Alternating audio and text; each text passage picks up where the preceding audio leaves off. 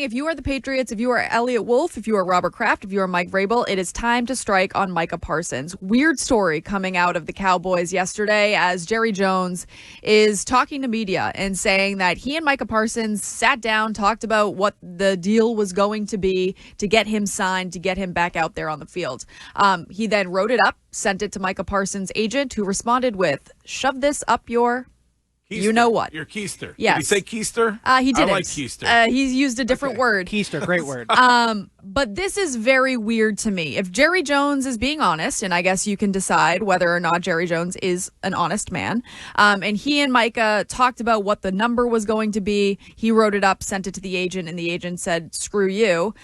This is hurting the relationship on both sides. I don't think Jerry Jones likes to be told to shove anything up his butt, and I don't think that Micah Parsons would let the agent do so if Micah Parsons was on board with whatever that number was going to be. I think the relationship is over. I think this is the time, if you are the New England Patriots, to strike if you want Micah Parsons. Yeah, I mean, they just don't seem to be that interested in doing winning. I wouldn't call it winning, but well, I mean, you have to pay to win most cases. I mean, they don't seem to be willing to. They're just not talking about any of these guys that are available. Elliott Wolf said we'll trade a first-round pick. Right. Yeah, it's just money. Micah Parsons is a generational talent. But they're saying, if you believe Jerry Jones, and I understand that some people are like, he's a liar, he's saying that he was going to make him the highest paid non-quarterback with this deal. Well, yeah, but I bet the contract was probably different looking than what Micah Parsons and his agent expected. Like, it's probably a pretty lucrative deal, but in classic Jerry Jones fashion, it's probably a 5-year contract where it's really only 3 years, and Micah Parsons wants it fully guaranteed, is my assumption. Yeah, I just, to me, Wiggy always says this, and he's right. Like, if your first 2 picks amount to half of what Micah Parsons becomes, or what Micah Parsons is, then you'd have the steal of the draft. Yeah, so why wouldn't you trade a first-round pick, pay him at the top of the market? You have nothing but cash, front-load the crap out of it, so you mitigate the risk because you have all the cap space this year, if you still believe in that. I mean, and do it. I assume you want him to do it knowing full well that they're going to be able to re-sign him, like talk to him about it. And because if you're going to part with a first-round pick plus, I mean, it's not good if you're not able to re-sign the guy afterwards. I mean, as our homeowner in the room would know, you can make it contingent upon a deal. Here's what we'll send Dallas, a first-round pick and a second-round, whatever the deal is. Mm-hmm. Then you get a window, 72 hours, whatever, to negotiate with Micah Parsons. Yeah. And then, boom, here he is. Would you do, like, a 1-2 and Keon White, if that was the Cowboys' ask? I would all day long. Yeah. I would as well. All day long. I would do a 1 or 2. Generational player. I would give up 2 1s and Keon White. Yeah. I would give up 2 1s and Splitsville and Howl at the Moon. Wow. Well, hold on a second. Yeah, whoa. Oh, hold on a second. It's valuable. Yeah, you're trying to take money out of one of our pockets here. I'm kidding. Hold on a second on that. I just wanted to make sure Zoe was up. I'm going to roll in there later on today, probably about 5 p.m., grab myself a pizza. I enjoyed the nachos there, by the way. Yeah. The night that we went to the preseason game, Very good. His purse got checked 6 times. Yes. I believe, if I remember correctly, I treated everybody. You sure did. Yes, you did. It was delicious. When you have ownership in the place, it's... Well, that's still coming out of my pocket. Oh, yeah. It was also interesting the second you started buying, salespeople arrived like bugs to a flame.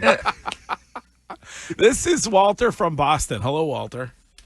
Hey, good morning, guys. The reason it's a joke is because all the meetings that Jerry had with Micah was just with Micah. He wouldn't let the agent in. If you listen to NFL Network and all of them, he was trying to make a slide deal.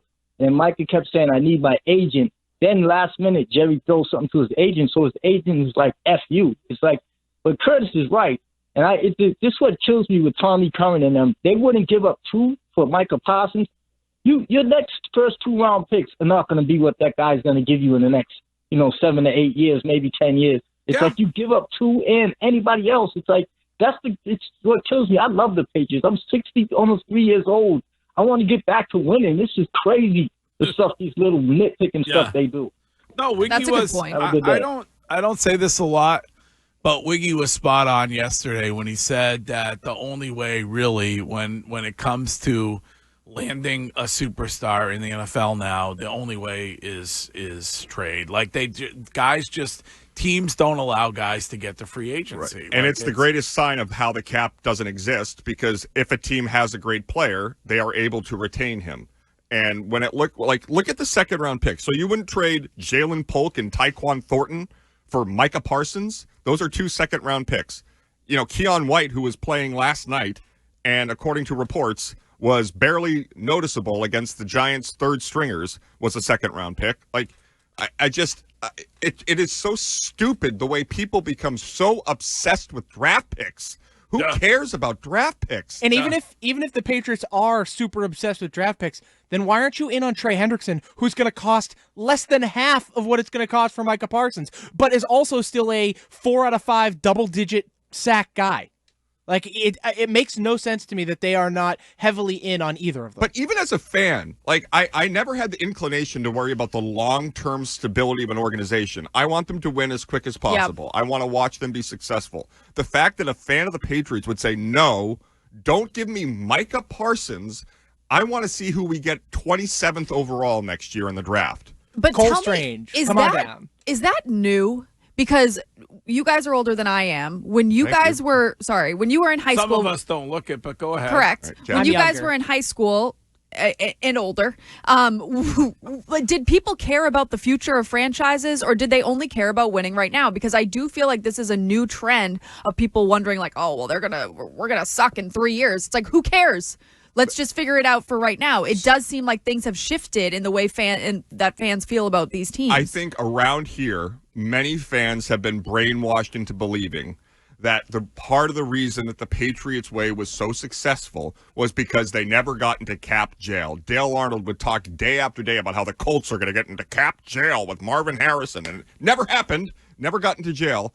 But there was this feeling like because of the way they set their financial plan up every year, that was part and parcel with why they were able to win, when the reality was that they were just cheap and they had a great coach and a great quarterback and a great team, and they were able to win despite it. So now that you don't have the great quarterback, don't have the great coach, you're trying to apply the same logic, thinking it will get you back there, when it will never happen if you didn't have the 199th pick become the greatest player in NFL history. Even look at the Rams, Curtis. That nationally, they've kind of set the standard when it's like, F those picks. Like, that was their draft strategy for multiple years, trading for guys like Jalen Ramsey and getting Matthew Stafford and all of that, and they didn't care about spending money, and they've been fine. They've been a good football team now for like 5 straight years. We can get the audio of it. I asked Bill Belichick about his comments saying we went all in with Tom.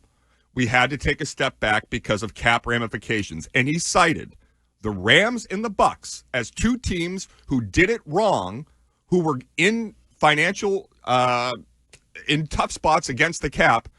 And that year they each made the playoffs and the Patriots won 4 games. Like, it's just not the reality of the situation. In 2001, the cap was real. In 2001, you got Mike Vrabel as a free agent because he was released by the Steelers because they were using a 4-3 defense and they didn't need him, and he was too costly. So you got a guy that you plugged in to be your outside linebacker in a 3-4 defense, and he became a Patriots Hall of Famer. That's not the reality of the NFL anymore. I'm sorry. Ken Laird is texting me about your comments this morning. My comments? Oh, no. He says Roman Anthony was a prospect, and you had said who cares about prospects or whatever. So Ken is Baseball's flexing, a different sport. He's flexing on Roman Anthony. Chose violence on a Friday? I mean, Damn. he was the best prospect in baseball. I didn't say trade Roman Anthony, did I? No, he's saying, did you say who cares about prospect? I have no idea. I'm delighted that Ken is listening to the show this morning, though.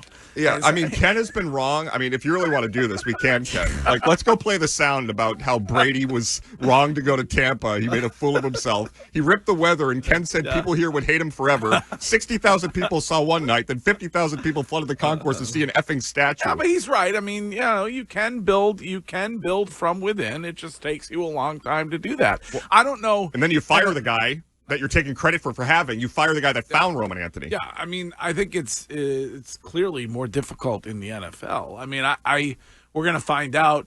They didn't waste. They chose to go offensive lineman with their first round pick in this draft. Is that going to turn out to be a game-changing player, a guy who is Will Campbell truly going to change the outcome of the organization? Right. We will find out. Who would you rather have today, Will Campbell or Micah Parsons? Micah Parsons, and it's not even what close. are we doing? I think if you look at the teams understand that it. have done that, that's kind of where some of them ended up. Jacksonville back in 14. The Rams are going through it. Tampa's going through it now. Ooh, boy. Swing and a miss. All right. Courtney, great lead. Thank you. This morning. Thank you.